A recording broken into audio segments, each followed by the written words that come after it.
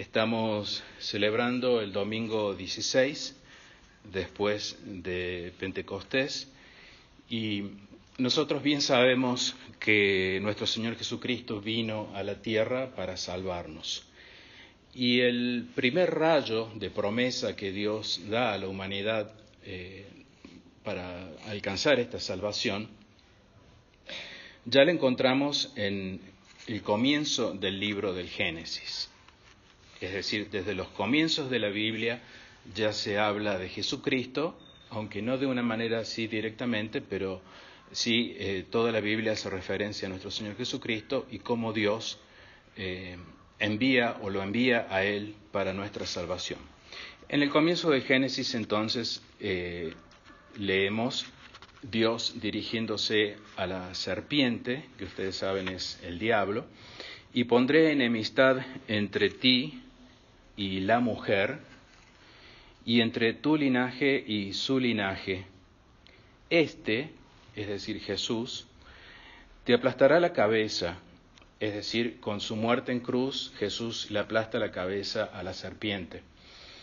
Y tú, la serpiente, el diablo, le aplastarás el calcañar, es decir, el talón, es decir, van a ser males menores que los podemos ver, los podemos sufrir en la iglesia, que el diablo está constantemente acechándonos, así como le acechaban a Jesús en el Evangelio para tenderle una trampa. Bien, entonces brilla en este pasaje del Génesis como una primera luz después de la caída de nuestros padres, Adán y Eva, una luz de esperanza por la salvación que vendría. Entonces, el corazón paternal de Dios tuvo preparada una salida ante la caída de nuestros primeros padres, tan compasiva como insospechada, la futura reparación y salvación por medio de la muerte en cruz de nuestro Señor Jesucristo, por donde se ve que en el pensamiento de Dios, el Cordero Inmaculado, es decir, nuestro Señor Jesucristo, se inmoló, es decir, se ofreció para morir por nosotros desde el principio del mundo.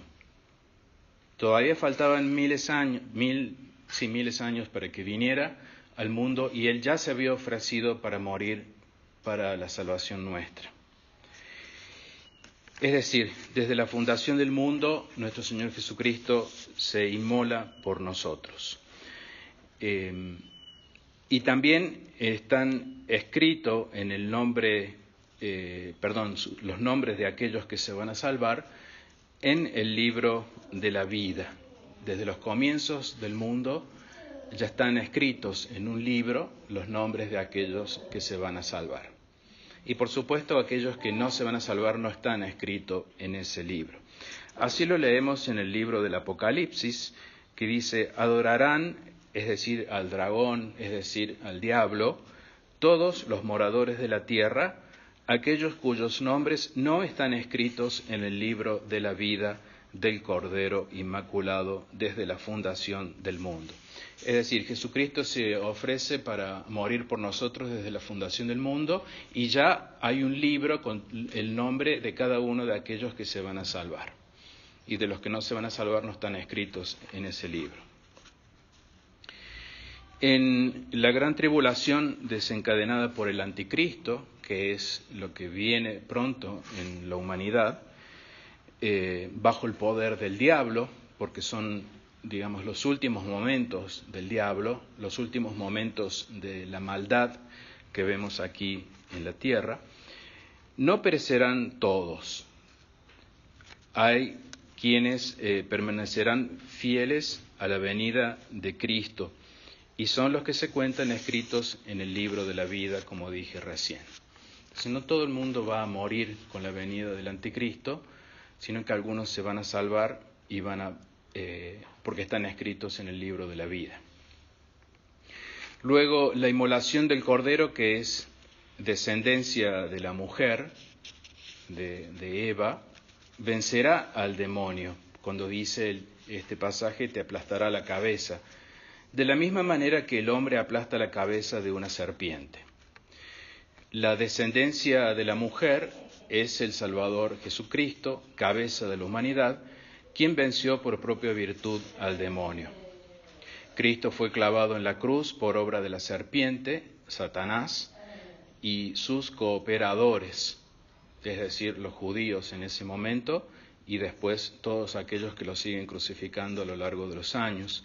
Y así obtuvo Satanás una aparente victoria, mas el verdadero vencedor fue Cristo, que con la muerte de cruz aplastó al enemigo del género humano, el cual al final de los tiempos, cuando nuestro Señor Jesucristo venga, será precipitado en el lago de fuego y azufre, según nos relata el Apocalipsis. Al lago de fuego y azufre entonces irán el diablo, el anticristo, el falso profeta y otros más, los cooperadores de ellos. Eso sucederá cuando venga nuestro Señor Jesucristo.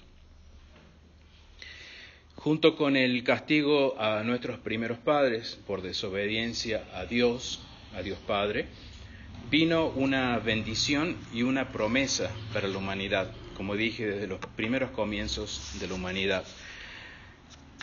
Nos preguntamos, ¿cómo entendió Eva esa promesa?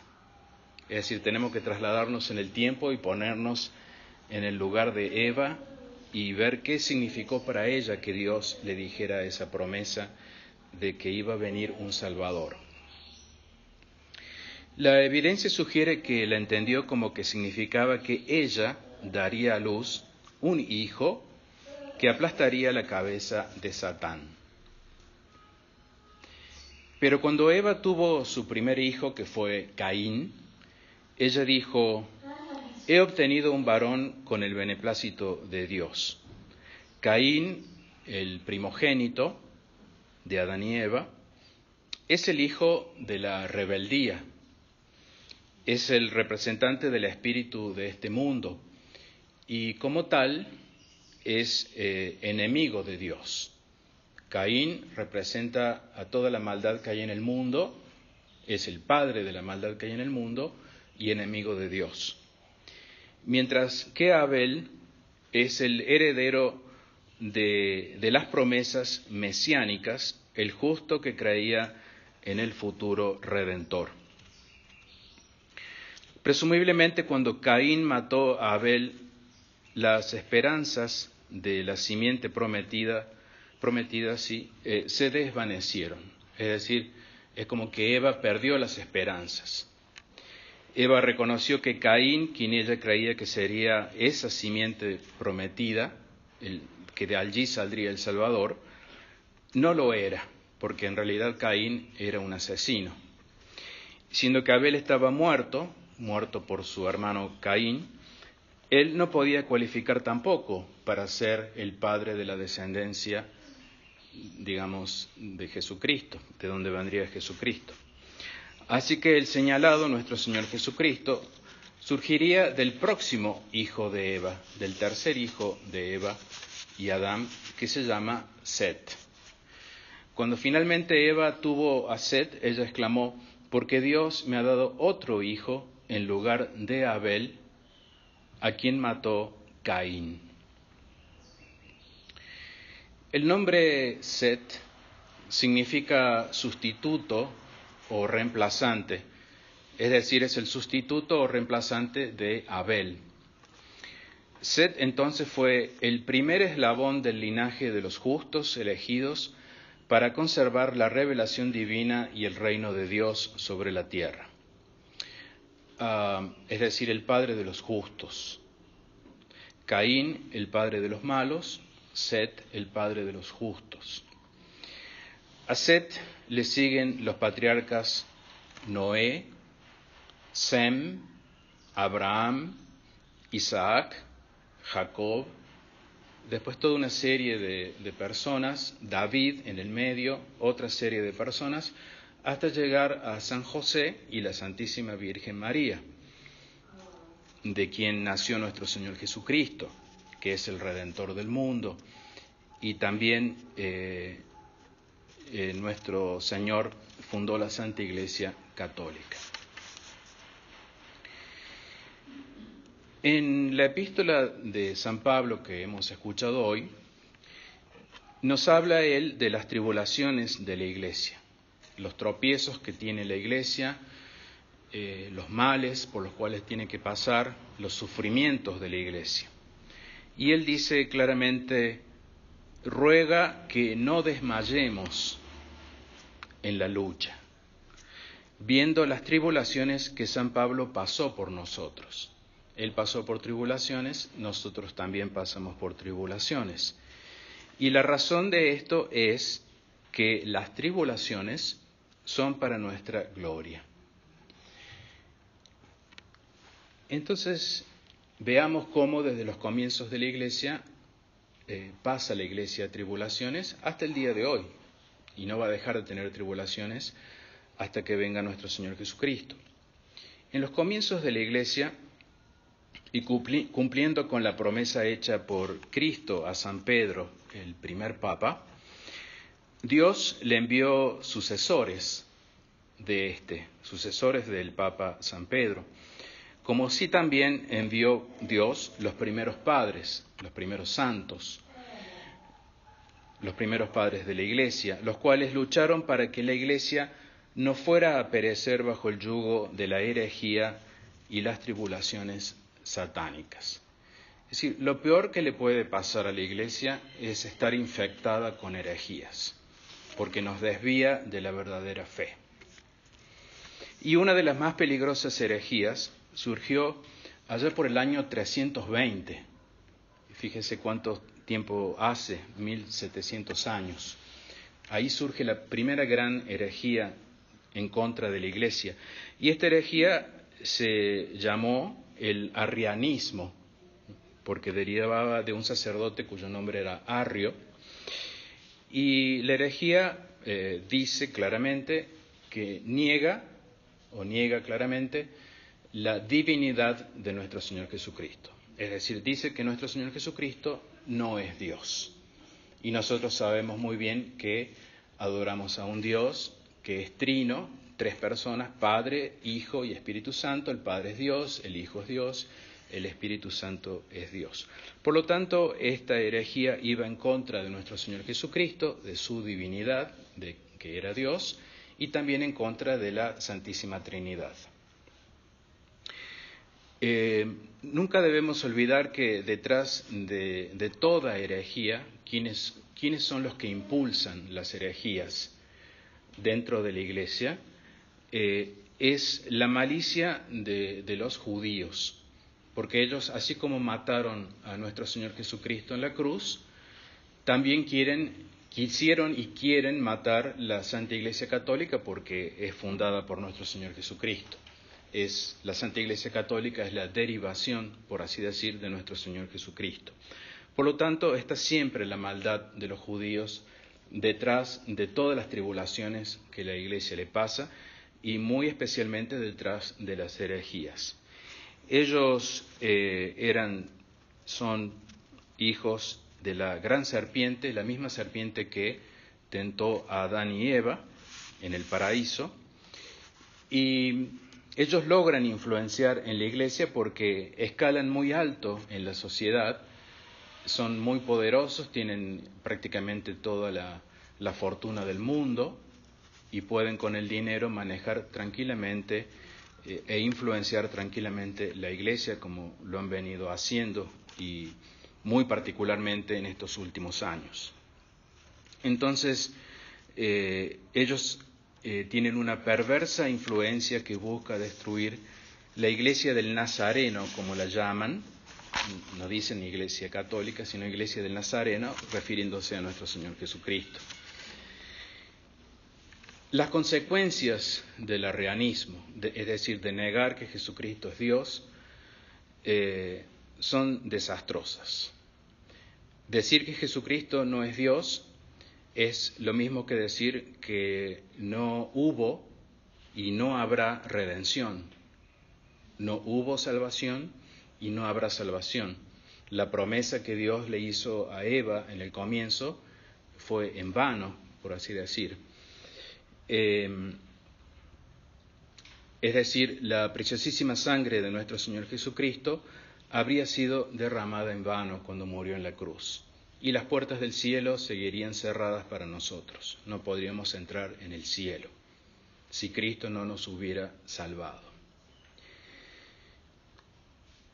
Para defender la verdadera fe en contra de esta herejía, para defender las costumbres y la unidad de la Iglesia, en ese año, estamos hablando del 320, el emperador Constantino convocó con la ayuda del obispo Osio de Córdoba, España, el primer concilio ecuménico de la historia, el concilio de Nicea, en el que por primera vez se declaró solemnemente un dogma de fe de la Iglesia, condenando así el arrianismo. En la historia de los dogmas, este es el primer dogma de la Iglesia, año 325. El Papa del momento, San Silvestre I, no pudo asistir al concilio por cuestiones de edad, y por esta razón envió a dos representantes, a saber, los sacerdotes Vito y Vicente. Y todos los obispos reunidos en el concilio bajo la guía del Espíritu Santo proclamaron los pronunciamientos conciliares que hoy constituyen el símbolo de Nicea. Y todo indica que fue el mismo obispo Osio de Córdoba el autor de esta fórmula, el símbolo de Nicea. Con el correr de la historia, este símbolo de Nicea fue desenvolviéndose hasta formar el credo niceno-constantinopolitano, que es el que habitualmente rezamos en la Santa Misa. Cuando decimos credo, in unum Deum Patrem, bien. Entonces, este credo viene ya desde esa época, del 325, al menos en la primera parte. De este modo, por medio del primer concilio ecuménico de la historia, el de Nicea, se proclamó la doctrina de la consubstancialidad del Padre y del Hijo, es decir, que son de la misma sustancia, es decir, en otras palabras, que Jesucristo es Dios, así como es Dios el Padre. Y es el primer dogma proclamado solemnemente por un concilio y confirmado por el Papa Silvestre I. Es importante resaltar que una vez proclamado el dogma es algo inmutable, algo que no se puede cambiar. Y vemos cómo de este modo la Iglesia establece pilares firmes, los dogmas son pilares firmes donde se asienta la Iglesia, para las luchas contra todos los que a lo largo de la historia han intentado e intentarán difundir sus perversas doctrinas disfrazadas. Entonces, en el Concilio de Nicea, en contra del arrianismo, en contra de ellos que proclamaban que Jesucristo no es Dios, esta fue la batalla inicial de la Iglesia por defender la sana y verdadera doctrina. Y el último dogma que proclama la Iglesia en un concilio ecuménico, recalco esto porque después hay papas que declaran solemnemente otras verdades, pero en un concilio ecuménico el último dogma fue el de la infalibilidad papal, del Papa. Ese es el Concilio Vaticano I, aclaro esto para que no se preste confusión, y que dejó definido que el Papa goza de infalibilidad en su magisterio, en cuestiones de fe y costumbres. El Papa no puede enseñar en contra de la fe, de la verdadera fe y de las costumbres. Y si hay alguien que se hace pasar por Papa porque se enseña en contra de la fe y de las costumbres, simplemente la conclusión lógica es que no es Papa. El Papa, entonces, no puede enseñar en cuestiones de fe y costumbres algo que esté equivocado cuando habla ex cátedra. La expresión ex cátedra significa desde su silla, es decir, desde su trono. Esto es importante, porque algunos sostienen que la expresión significa que el Papa es infalible solamente cuando habla solemnemente. Y esto es un error. El Papa siempre es infalible cuando trata temas de de la fe y de costumbres. Es un absurdo decir que solamente en las definiciones solemnes el Papa gozaría de esta infalibilidad. El absurdo podemos ponerlo en evidencia. Por ejemplo, si recién en el año 325 se proclama el primer dogma solemnemente de la Iglesia, entonces tendríamos que decir que todos los papas hasta ese año no han sido infalibles. Tendríamos que decir que el mismo Papa San Pedro no fue infalible porque nunca proclamó un dogma solemnemente. Esa palabra es clave. Por lo tanto, la conclusión es un absurdo. Y estas son las tribulaciones por las que pasa la Iglesia y por las que tuvo que pasar. Es una constante lucha por defender la fe que viene atacada, que nos meten de afuera errores y que nosotros por seguir esos errores podemos llegar a condenarnos. Entonces la fe tiene que estar intacta, tiene que ser la verdadera fe, y la mayor lucha que uno tiene en esta vida es la defensa de la verdadera fe. Y uno tiene la obligación de conocer y saber la verdadera fe. Por eso estas tribulaciones por las que pasa la Iglesia dan gloria a Dios, como dice San Pablo, a Dios Padre la gloria en la Iglesia y en Cristo Jesús por todas las generaciones de la edad de las edades. La Iglesia ha de glorificar al Padre y debe hacerlo en Jesucristo, es decir, unida a Él y con Él, hasta que Él vuelva en su parusía, que es la edad de las edades, como dice San Pablo. Desde los comienzos hasta el final de los tiempos, la Iglesia está siendo atacada constantemente por esta influencia judía que les hablé al comienzo, en contra de nuestro Señor Jesucristo, porque siguen persiguiendo a nuestro Señor Jesucristo, como lo hicieron cuando Él estaba en la tierra. Es decir, Caín sigue matando a Abel, o quiere seguir matando a Abel. Pero esto será así hasta su segunda venida, hasta la segunda venida de nuestro Señor Jesucristo, que se acabará esta maldad, así como todos deseamos que se acabe la maldad en el mundo. Y mientras ese tiempo llega, que no parece estar muy lejano, quien no sigue a Jesús, es decir, quien no lo sigue con la verdadera fe, sigue extraviado.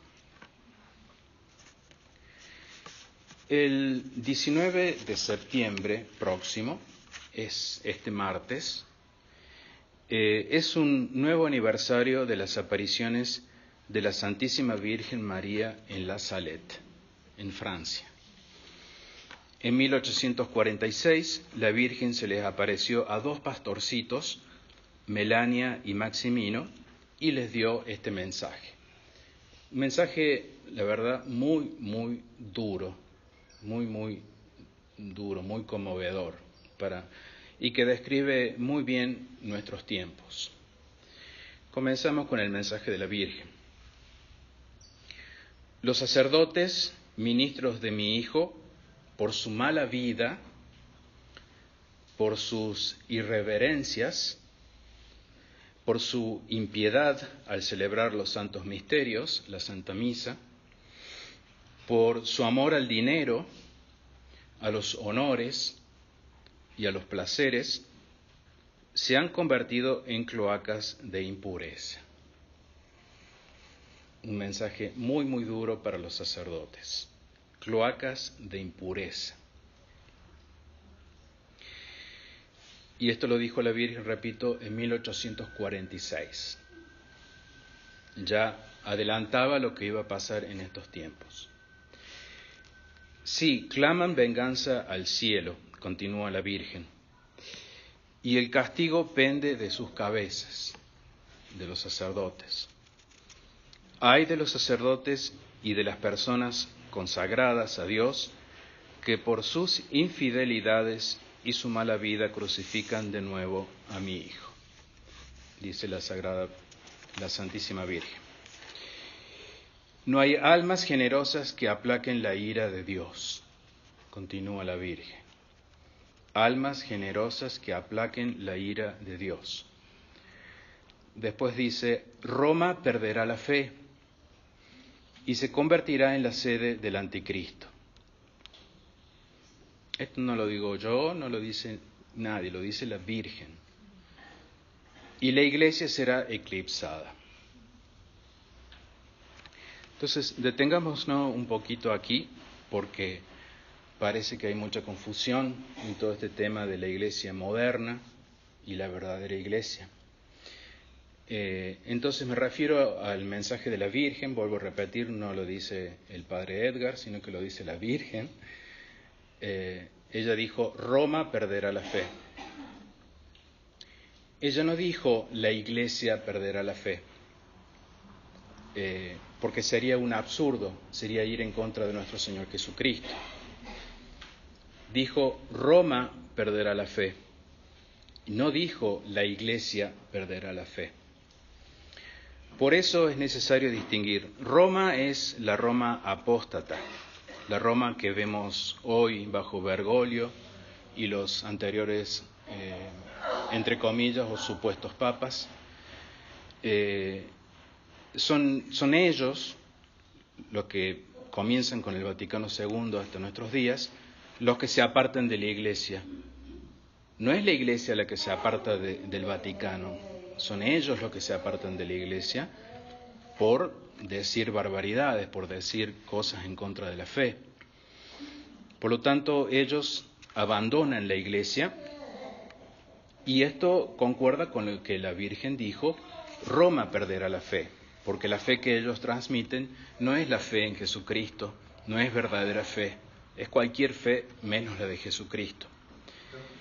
Porque en la Santa Iglesia siempre deben estar las 4 notas, una, santa, católica y apostólica. Y vemos que en esta Iglesia que está en el Vaticano no están estas 4 notas. En cambio, la Virgen dice, la Iglesia será eclipsada, tal cual como está sucediendo. ¿Qué quiere decir que será eclipsada? No quiere decir que la Iglesia está infiltrada por masones, por comunistas, o usurpada por estos supuestos papas, sino eclipsada.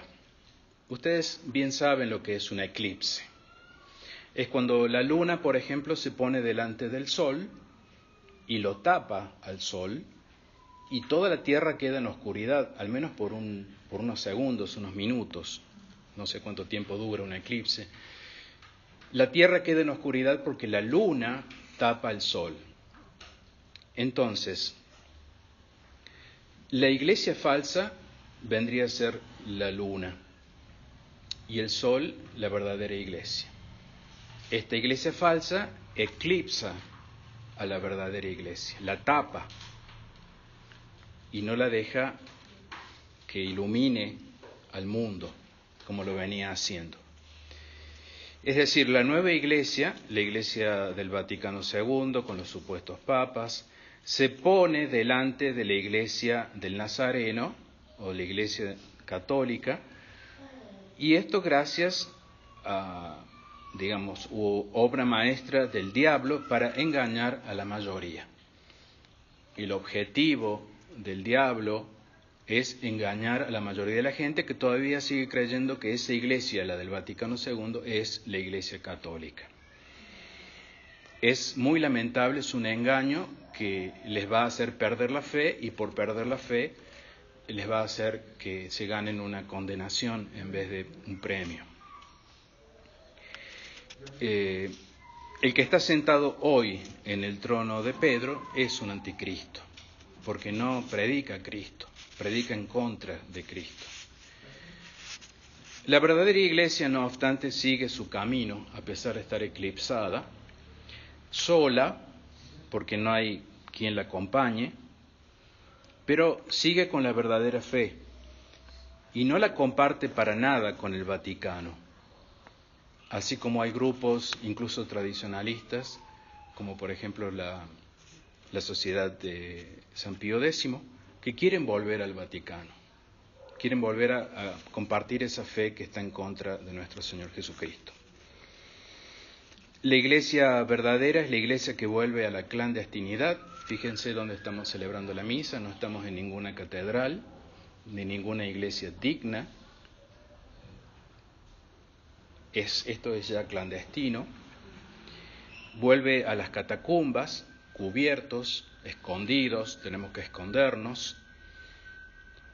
Es la iglesia de los últimos tiempos, con sus 4 notas, porque la verdadera iglesia conserva las 4 notas que ya les hablé. Y es la iglesia perseguida a más no poder, porque nos persiguen por todos lados. Es la iglesia que está solo en algunos sacerdotes, no en todos, en algunos sacerdotes que profesan la verdadera fe. E incluso, vuelvo a repetir, algunos sacerdotes de la tradición no profesan la verdadera fe. Y es la iglesia que está en las familias. Y esto es importantísimo porque solo la familia puede, conservar la verdadera fe. No hay instituciones, no hay colegios, no hay universidades, no hay gobiernos que conserven la verdadera fe. ¿Dónde se va a conservar la verdadera fe? En la familia, rezando el rosario todos los días. Y más aún cuando ya dejen de tener la misa, como va a suceder, no les queda otra que rezar el rosario. Es indudable entonces que el esposo, nuestro Señor Jesucristo, deba venir por su esposa, la Santa Iglesia, muy amada. Y como el esposo todo lo ha hecho bien, el más grande bien es su venida. Viene al rescate de su Iglesia, para restablecer todo para su Padre, para gloria de su Padre. Creo que este es el punto más importante de toda la homilía. Continúo 2 párrafos más del mensaje de la Virgen. Dice, el mundo, porque nos toca muy de cerca, es realmente una descripción de lo que está diciendo, de lo que está sucediendo hoy, y vuelvo a repetir, ella lo dijo en 1846, o sea, casi 170 años. El mundo se hallará en la consternación, como estamos ahora. Todo el universo será sacudido de terror y muchos se dejarán seducir, y seducir por la falsa fe, no seducir por una mujer o por un hombre o por lo que sea, seducir por la falsa fe. Muchos se van a dejar seducir, es decir, seguir la falsa fe, porque no entienden cuál es la verdadera fe, porque no han adorado al verdadero Cristo que vive entre ellos, es decir, la Santa Misa, la verdadera Santa Misa. Muchos, entonces, vuelvo a repetir esto, se dejarán seducir porque no adoran al verdadero Cristo, sino que adoran al falso Cristo de la Iglesia modernista. En los conventos, las flores de la Iglesia estarán corrompidas y el demonio se convertirá en el rey de los corazones, tal cual estamos viendo hoy la maldad que hay en la gente, la maldad que hay alrededor del mundo.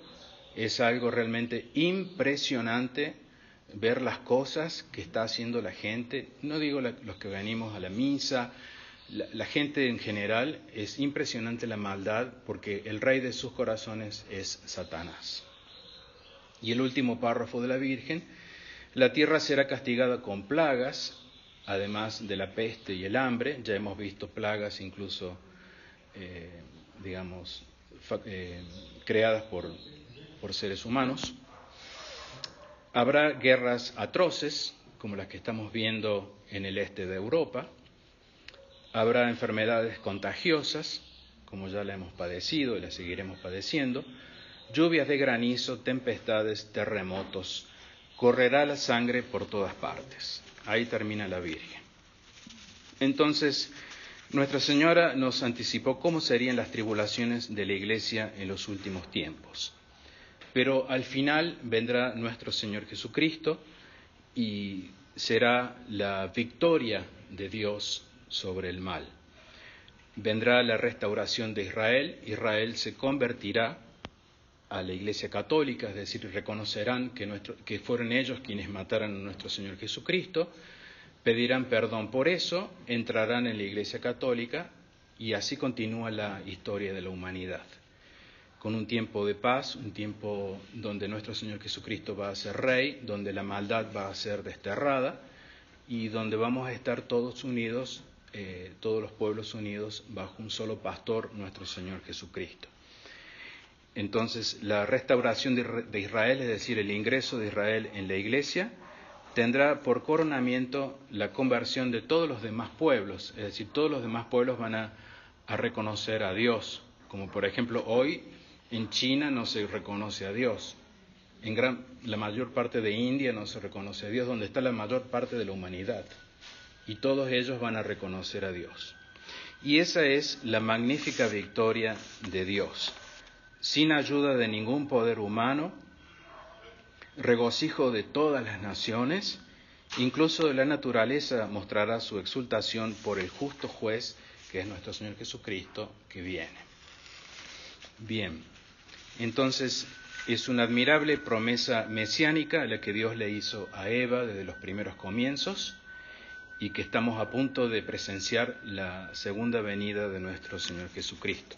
Cuando eso suceda, el mal se acabará, todos los pueblos y todos los reyes del mundo adorarán al verdadero Dios. Concluimos con estas palabras de San Pablo que están en la epístola de hoy.